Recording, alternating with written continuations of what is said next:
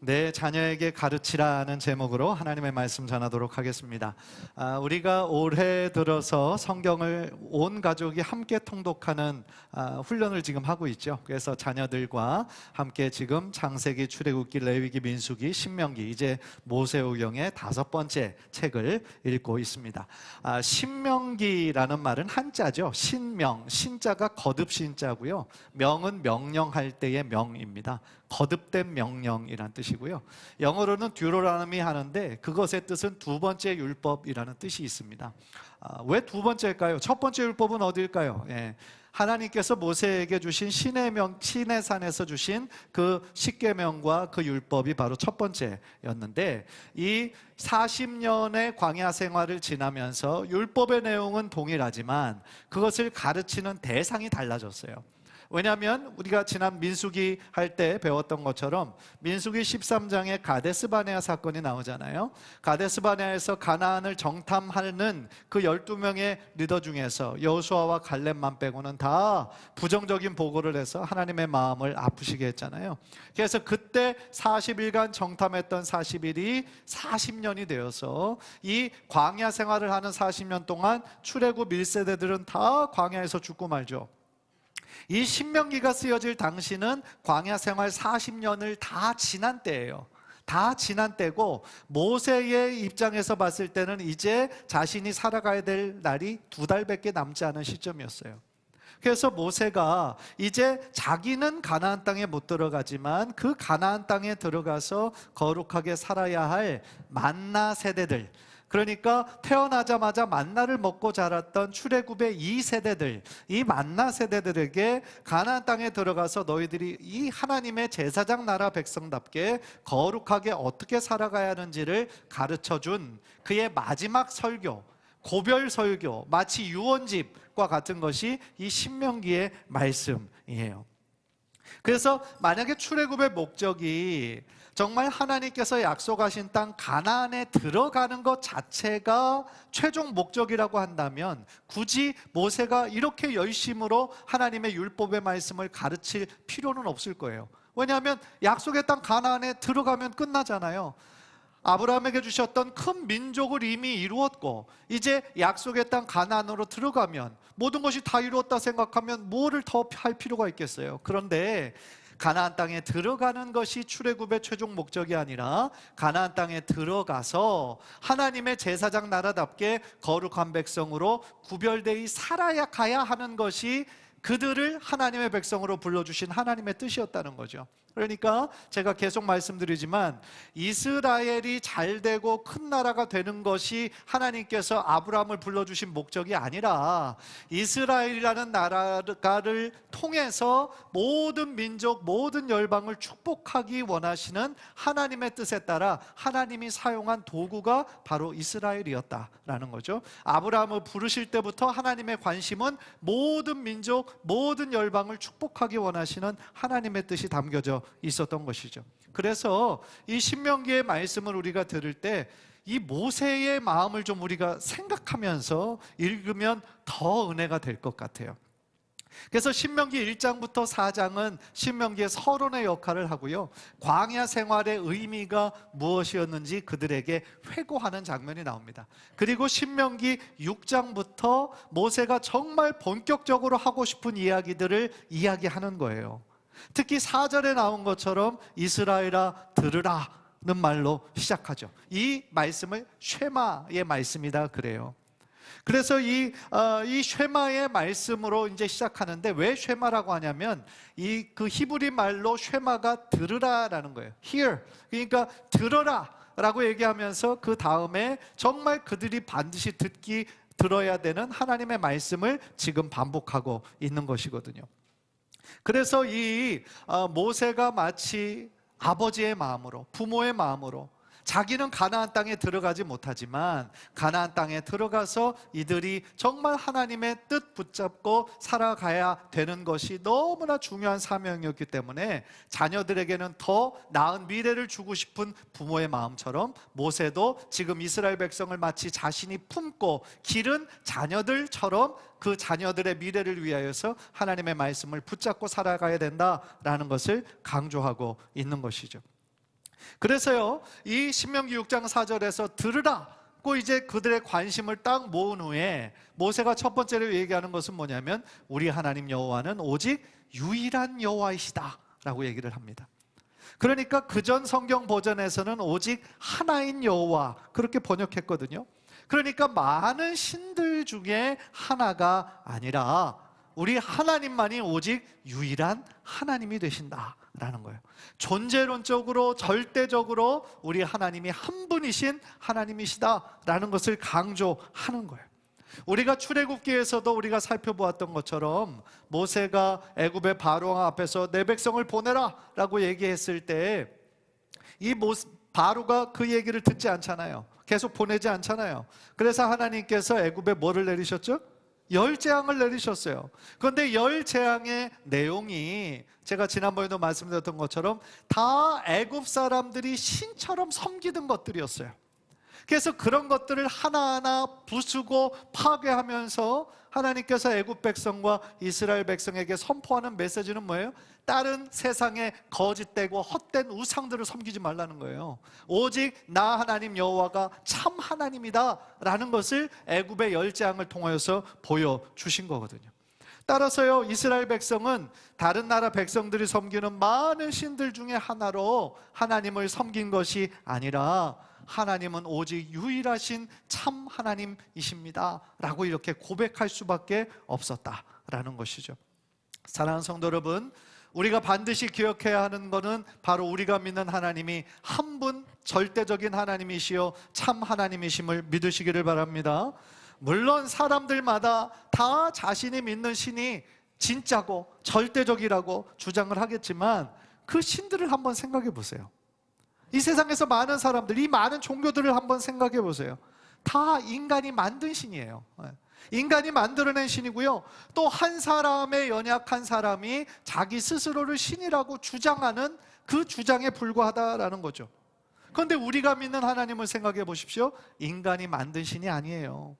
하나님께서 모세에게 스스로 자신을 계시할 때 뭐라고 계셨습니까? 나는 스스로 있는 자다 말씀하셨죠. 영원부터 계신 분이고 영원 후까지 계시는 분이 바로 우리 하나님이시다라는 거예요. 또 우리 하나님은 이 땅, 이 우주 만물을 창조하신 창조주 하나님이 되신다라는 거예요. 모든 존재가 다 하나님께로부터 왔고요, 하나님께로 돌아가는 거죠. 그래서 우리 하나님은요, 알파와 오메가, 즉 처음과 나중이 되시는 분이시다라는 거예요. 따라서 이 세상에 헛되고 거짓된 것들, 인간이 스스로 만든 신들과는 아예 비교조차 안 되는 그런 분이시다라는 거예요. 따라서 오직 하나님은 유일하신 하나님이시기 때문에 그 다음이 모세가 말하는 것이 뭡니까? 마음을 다하고 뜻을 다하고 힘을 다하여 너희 하나님 여호와를 사랑하라, 이렇게 명령하는 거예요. 오직 우리가 믿는 하나님만 참 하나님이시기 때문에 너희의 마음을 다하고 뜻을 다하고 힘을 다하여 하나님을 사랑해야 된다. 그것이 지금 모세가 자기는 가나안 땅에 들어가지 못하지만 이 가나안에 들어가서 살아야 할 만나 세대들에게 가장 중요하게 강조하는 말씀이 바로 이 말씀이었다라는 거예요. 그런데 여러분 한번 생각해 보세요. 많이 듣던 말씀이잖아요. 마음을 다하고 뜻을 다하고 힘을 다하여 하나님을 사랑하라는 그 의미가 뭘까요? 요한복음 14장을 보면은요, 예수님께서 그 말씀에 대해 정확하게 가르쳐 주세요. 요한복음 14장 21절, 우리 한번 다 함께 읽을까요? 시작. 나의 계명을 지키는 자라야 나를 사랑하는 자니. 무슨 뜻입니까? 예수님을 사랑한다라는 거는요, 예수님의 하신 말씀을 지키는 거다라는 거예요. 즉 예수님에 대해서 좋게 생각하는 어떤 감정적인 사랑이 아니라 예수님의 말씀을 소중하게 생각해서 예수님의 말씀대로 실천하며 사는 것이 바로 예수님을 사랑하는 것이고 하나님을 사랑하는 것이다 라는 거예요. 그거는 역으로도 똑같이 통하거든요. 반대로 얘기하면 예수님의 말씀을 지키지 않는 것은 예수님을 사랑하지 않는 것이라는 거예요. 이것도 명확하게 예수님 말씀하셨어요. 14장 24절 우리 다 같이 시작. 나를 사랑하지 아니하는 자는 내 말을 지키지 아니하나니. 예.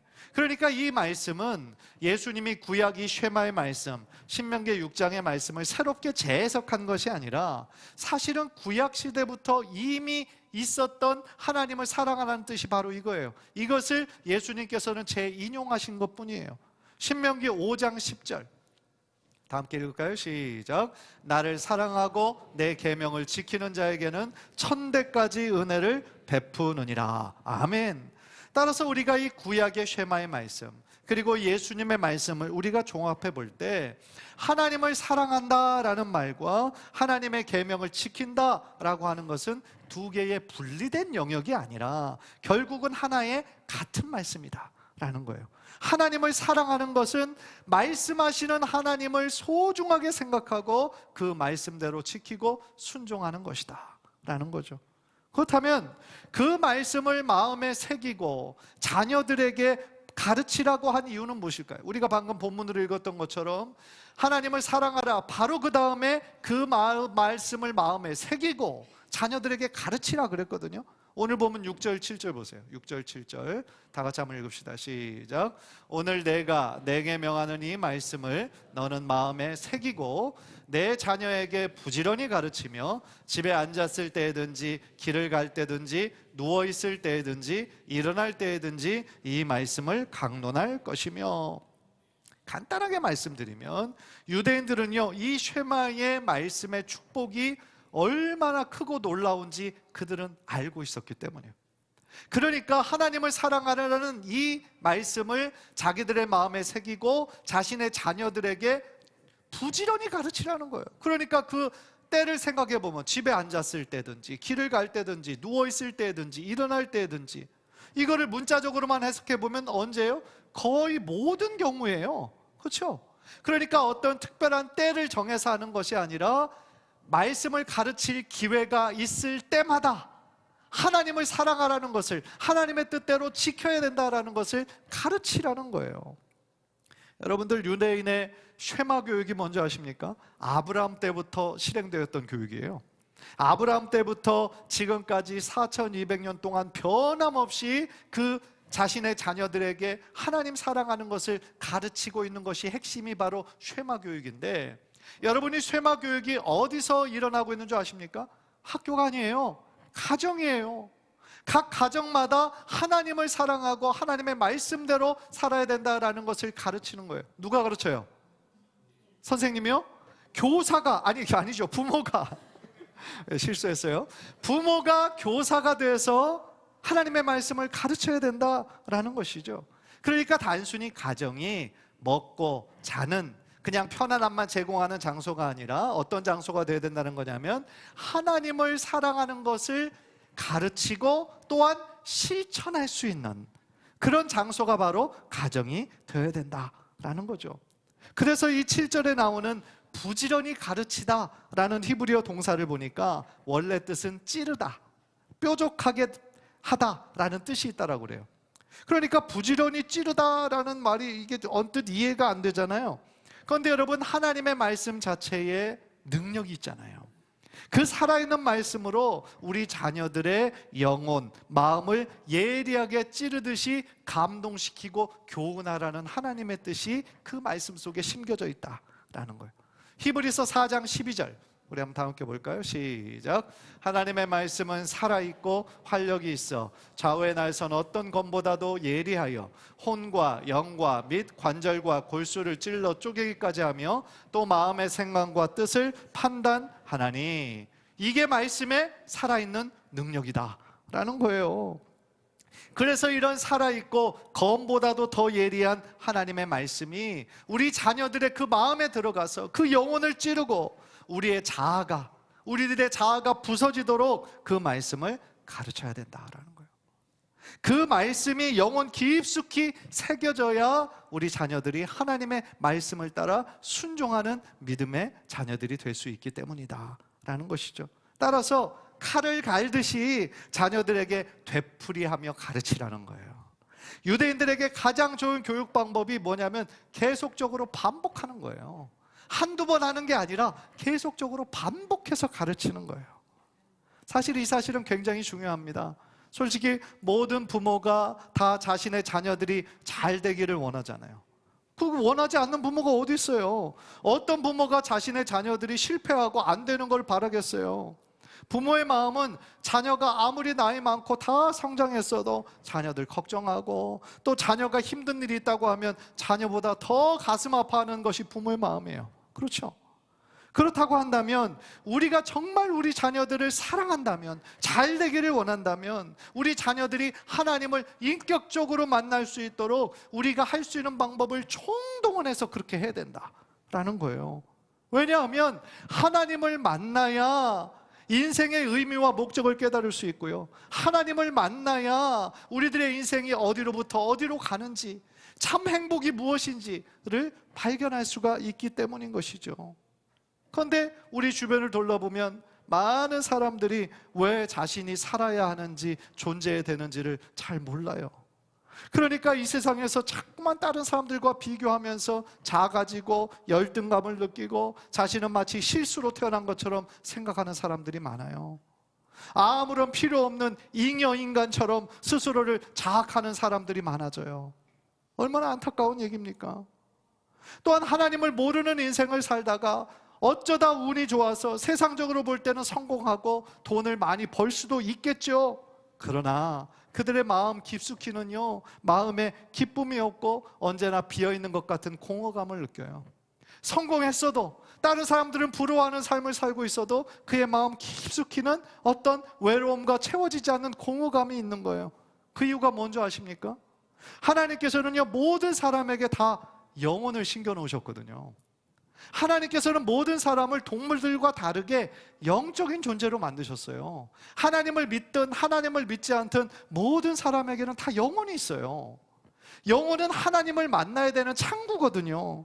그런데 그 영혼을 통하여 하나님을 자신의 창조주로, 구원자로 만나지 못하면 계속해서 무언가를 찾아, 자신을 행복해 줄 것을 찾아 방황하는 거예요.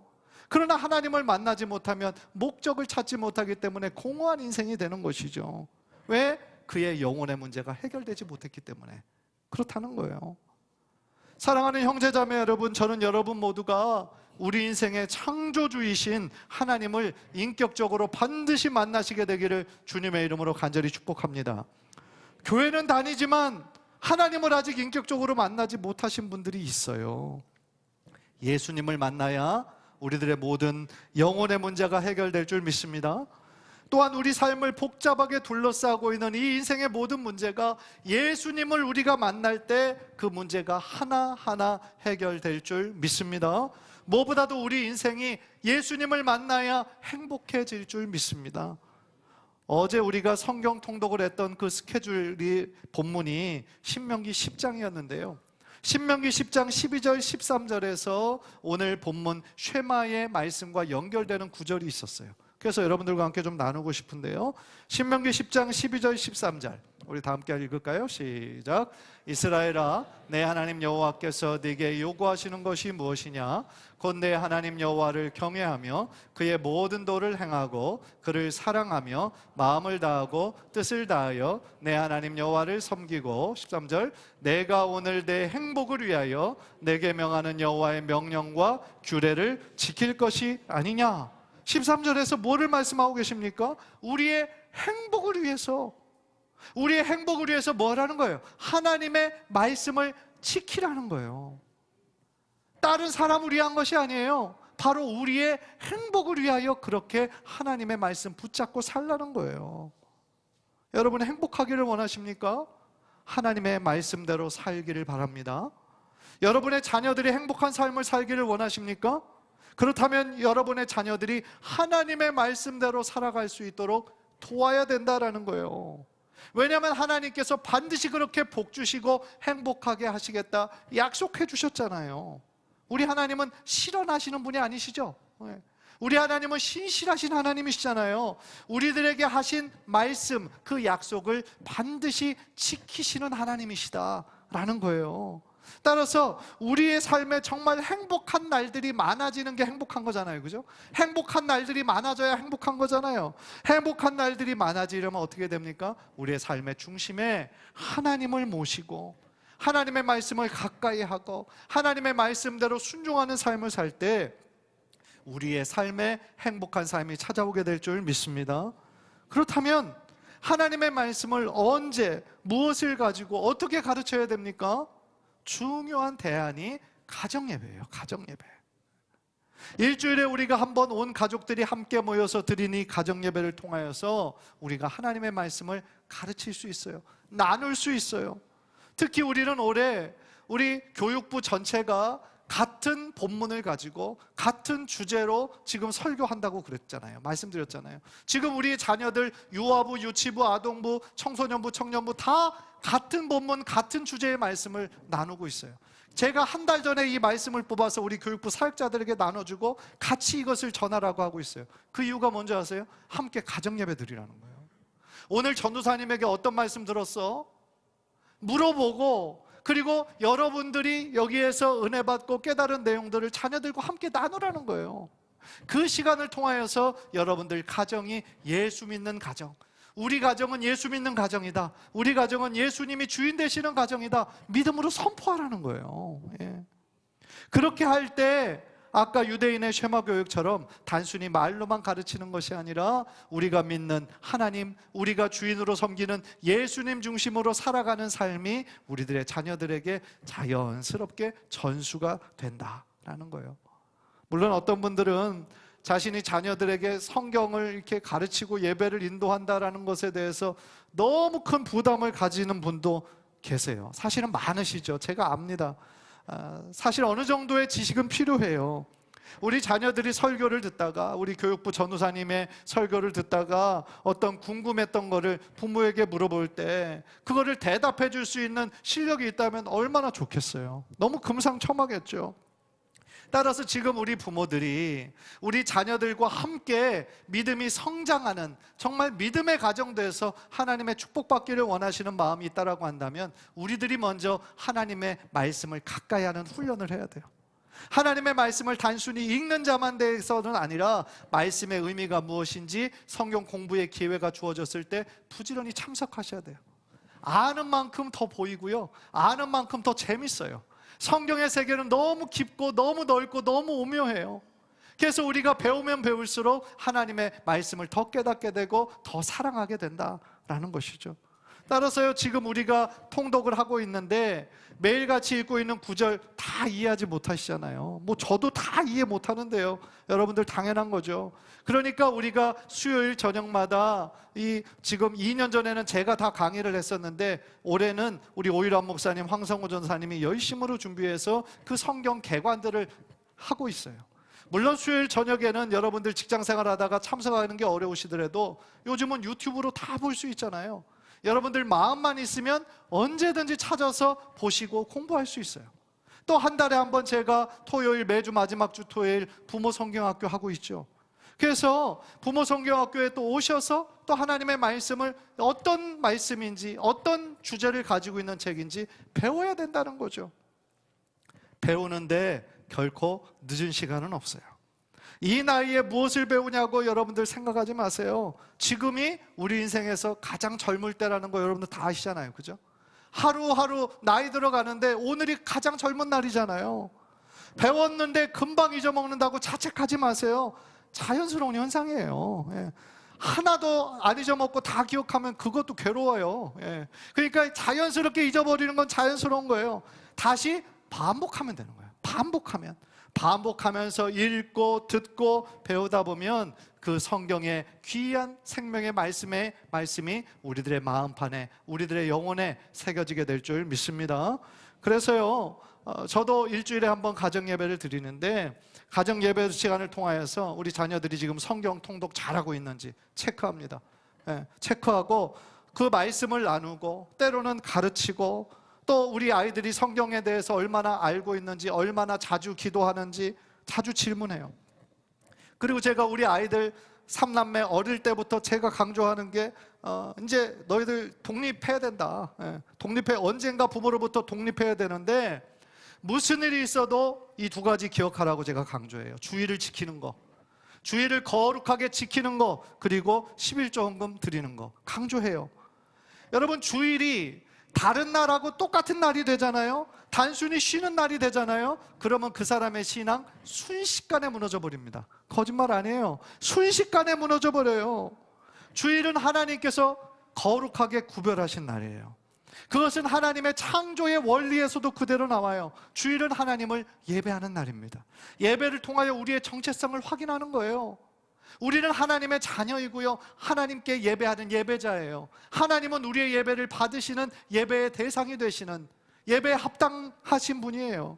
따라서 이 예배를 통하여 우리의 정체성을 확인합니다. 그리고 내가 지금 믿음으로 잘 살고 있는지 하나님의 말씀을 통하여 점검받는 날이에요.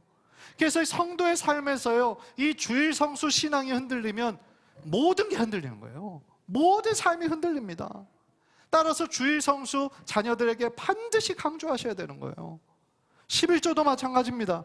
어릴 때부터 이것이 훈련되지 않으면 정말 실천하기가 힘든 것이 헌금 생활이에요. 11조의 기본 정신은요, 단순히 10분의 1을 하나님께 바치라는 게 아니에요. 그 이전에 기억해야 되는 것이 있어요. 하나님께서 10분의 10을 우리들에게 다 선물로 허락하신 거예요. 하나님께서 허락하셨고 이 모든 것이 사실은 하나님의 거예요. 그러니까 너무 감사하고 모든 것이 하나님의 은혜라는 것을 기억하라는 얘기예요. 하나님께서 나에게 주신 모든 것 중에 1분을, 10분의 1을 구별하여 드린다는 것의 의미는요, 하나님께서 내 삶의 주인이 되신다라는 의미예요.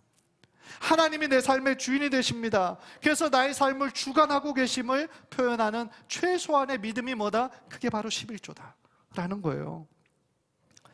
지금 저희 딸이 같이 있어서 조금 민망하긴 하지만, 저희 딸이 대학을 졸업하고 작년 10월에 취업을 했어요.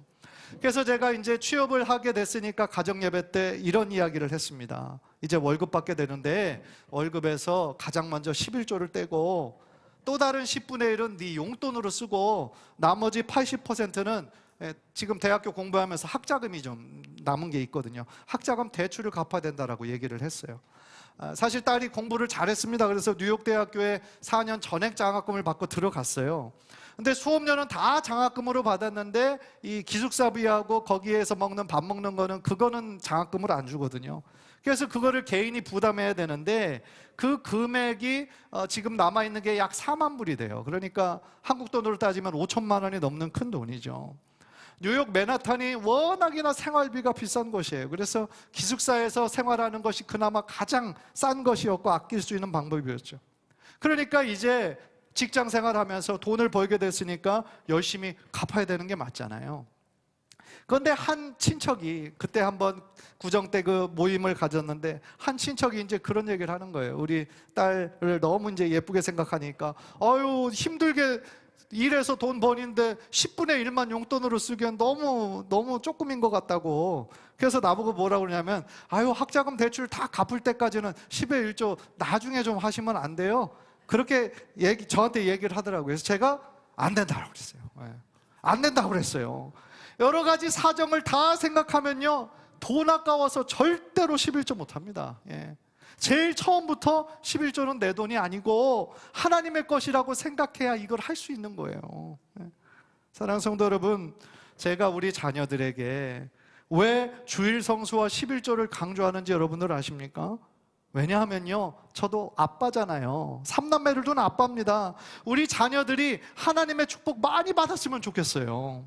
그리고 주님 안에서 행복한 삶을 살았으면 좋겠어요. 그래서 강조하는 거예요. 왜냐하면 하나님 안에서 거하는 삶을 살 때 그 삶이 가장 의미 있고 하나님 축복받고 하나님 안에서 행복한 삶을 살 수 있기 때문인 거죠. 그래서 지금 딸에게 물론 그 돈 힘들게 번 돈인데 아깝겠죠. 그런데 그 10의 1조를 드리라고 할 때 왜 세게 얘기하냐면 밑에 그 둥둥이 있잖아요, 동생들. 그 아들들도 잘 들으라는 얘기예요. 너희들도 직장생활하면 군말 하지 말고 해야 돼. 이제 이 얘기를 하고 싶은 거죠. 간절히 바라기는 우리 성도님들 모두가 우리 언젠가 떠나잖아요. 이곳에서의 삶이 영원하지 않아요. 우리 언젠가 천국 가잖아요. 그런데 여러분들의 자녀들에게 뭘 남겨주시겠습니까? 물론 어떤 분들은 돈을 많이 벌어서 돈 물려줄 수 있겠죠. 그런데 여러분 생각해 보세요. 돈 많이 물려주는 게 정말 자녀들을 위한 것일까요? 오히려 많은 유산이 자녀들 서로 싸우게 하고 분쟁하게 하는 이유가 되는 게 너무 많지 않습니까? 다른 물질 물려주기보다는 신앙 물려주세요. 믿음 물려주세요. 하나님 사랑하는 것 물려주세요.